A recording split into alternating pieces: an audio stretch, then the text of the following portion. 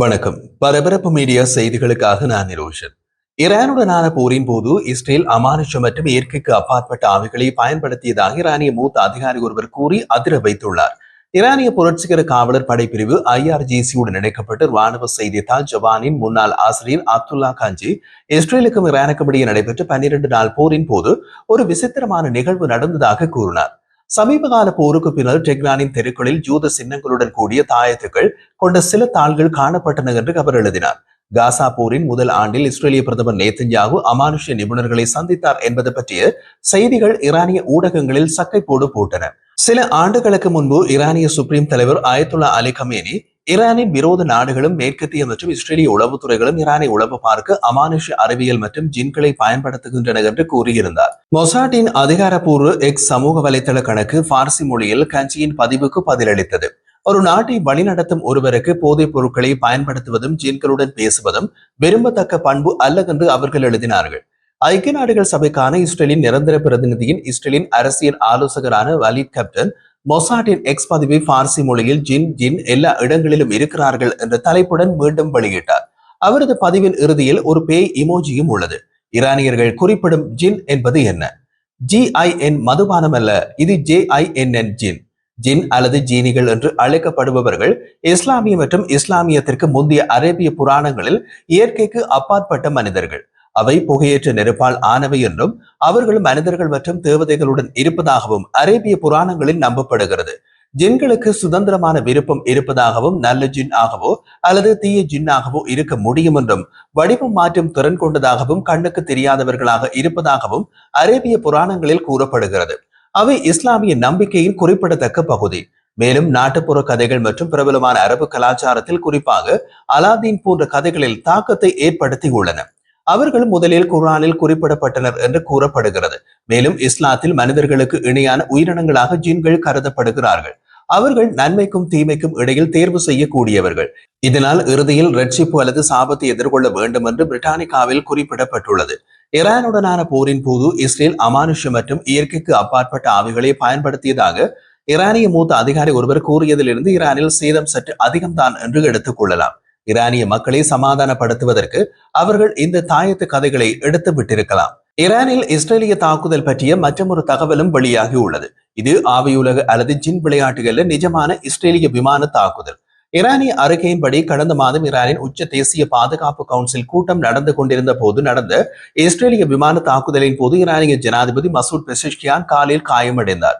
மேற்கு டெஹ்ரானில் உள்ள ஒரு கட்டடத்தின் கீழ்த்தளங்களில் தாக்குதல் ஜூன் 16ஆம் தேதி நடத்தப்பட்டதாக ஈரானின் சக்தி வாய்ந்த இஸ்லாமிய புரட்சிகர காவலர் படைப்பிரிவுடன் இணைந்து அரை அதிகாரப்பூர்வ ஃபார்ஸ் செய்தி நிறுவனம் செய்தி வெளியிட்டுள்ளது.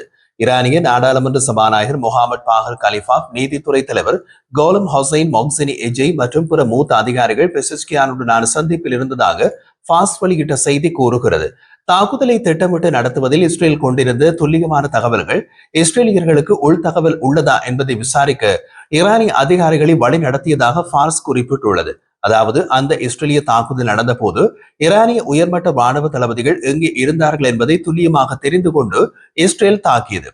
அதுபோல அந்த நேரத்தில் ஈரானிய ஜனாதிபதி எங்கிருந்தார் என்ற தகவல் ஈரானிய உள்வட்டத்திலிருந்து போனதா என்று விசாரிக்கிறார்கள். தாக்குதல் எங்கு நடந்தது என்பதை ஈரானிய செய்தி குறிப்பிடவில்லை. ஜூன் 16ஆம் தேதி மேற்கு டெஹ்ரானில் உள்ள ஷக்ராத் இ கல்ப் அருகே ஒரு பகுதியில் இஸ்ரேலிய தாக்குதல் நடத்தப்பட்டதாக ஈரான் சர்வதேச செய்தி ஊடகம் செய்தி வெளியிட்டது. கடந்த வாரம் IRGC ஜெனரல் மொஹ்சின் ரிசாய் அரசு ஊடகங்களுக்கு தெரிவித்த போது இஸ்ரேலிய விமானங்கள் ஈரானின் உச்ச தேசிய பாதுகாப்பு கவுன்சில் கூட்டம் நடைபெற்ற இடத்தில் கொண்டு வீசி தாக்கியது. ஆனால் அதன் உறுப்பினர்கள் யாரும் காயமடையவில்லை என்று குறிப்பிட்டிருந்தார். இப்போது ஈரானிய ஜனாதிபதி நூலிலையில் உயிர் தப்பினார், அவருக்கு காலில் காயம் என்கிறார்கள் ஈரானியர்கள். அவர் ஈரானின் நட்பு ஜின்னால் காப்பாற்றப்பட்டாரா என்பது தெரியவில்லை. அமெரிக்க ஜனாதிபதி டொனால்ட் ட்ரம்ப் அணுசக்தி ஒப்பந்தத்திற்கு 60 நாள் காலக்கெடுவை நிர்ணயித்த காரணத்தால் 61 நாட்களுக்கு பின்னர் தாக்குதலை தொடங்க இஸ்ரேல் ஈரானிய உயர்மட்ட ராணுவ தலைவர்கள், அணு விஞ்ஞானிகள், ஜுரேனியம் செறிவூட்டல் தளங்கள் மற்றும் பாலிஸ்டிக் ஏவுகணை திட்டத்தை குறிவைத்து தாக்குதல் நடத்தியது. அந்த தாக்குதல் ஈரானிய இஸ்லாமிய குடியரசு இஸ்ரேலை அழிக்கும் திட்டத்தை நிறைவேற்றுவதை தடுக்க அவசியம் என்று கூறியது.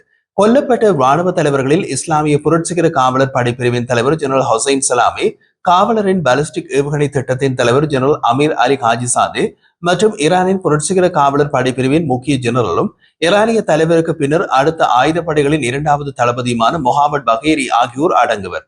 தாக்குதல்கள் ஈரானிய அரசியல் தலைவர்களின் ஒரே ஒருவரை தவிர வேறு யாரையும் குறிவைக்கவில்லை என்று ஈரானிய தகவல்களில் கூறப்பட்டது. அந்த ஒரே ஒருவரும் பின்னர் தாம் நலமாக இருப்பதாக அறிக்கைவிட்டார். இப்போது ஜனாதிபதியின் காலில் காயம் என்கிறது ஈரானிய அரசு ஊடகம்.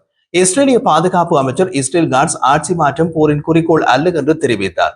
ஜூன் 22 அமெரிக்கா தாக்குதலில் இணைந்து நட்டான்ஸ், போர்டோ மற்றும் இஸ்பஹானில் உள்ள முக்கிய ஈரானிய அணுசக்தி நிலையங்களை தாக்கியது.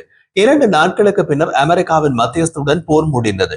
போருக்கு பின்னர் அமெரிக்க ஜனாதிபதி டொனால்ட் ட்ரம்ப் அமெரிக்கா மற்றும் இஸ்ரேலிய படைகளை ஈரானிய சுப்ரீம் தலைவர் அயத்துல்லா அலி கமேனியை கொல்வதை தடுத்ததாக கூறினார்.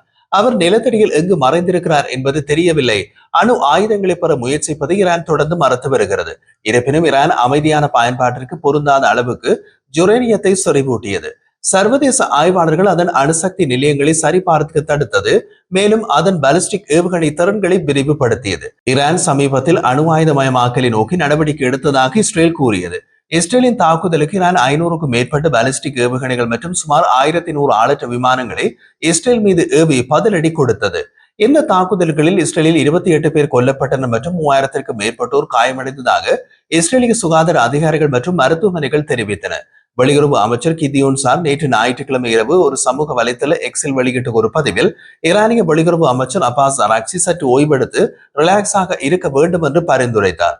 பிரதமர் பெஞ்சமின் நேத்தன்யாகு பற்றி அராக்சி வெளியிட்ட பதிவில் இஸ்ரேல் வெள்ளை மாளிகைக்கு எதிராக மொசாட் மூலம் உளவு தகவல்களை சேகரித்ததாக கூறியதை தொடர்ந்து இந்த கருத்து வெளியிடப்பட்டது.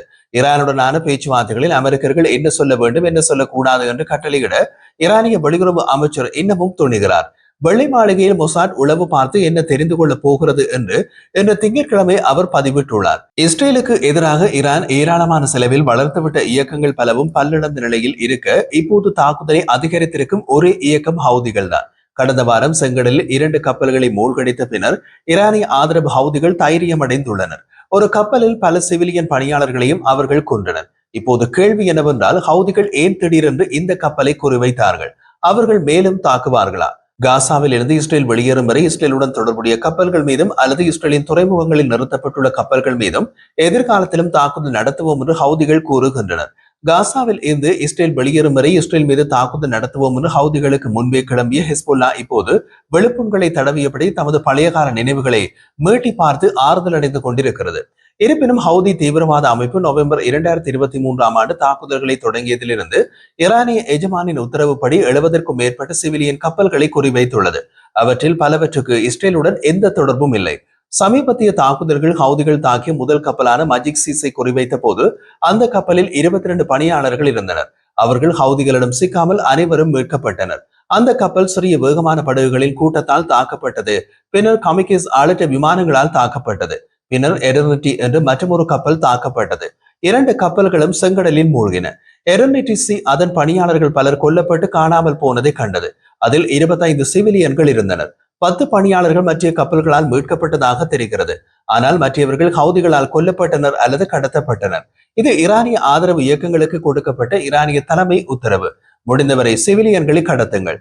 இந்த சம்பவங்கள் சர்வதேச நீரில் செங்கடலின் நடுவில் ஏமன் கடற்கரையில் இருந்து சுமார் 51 கடல் மைல் தொலைவில் நடந்தன. ஈரானிய ஆதரவு ஹவுதிகள் இந்த நீண்ட தூர தாக்குதல்களை தெளிவாக திட்டமிட்டனர். ஹவுதிகளும் கப்பல்களில் ஏறி பின்னர் ஒரு சிக்கலான பணியில் அவற்றை வெடிக்க செய்தனர்.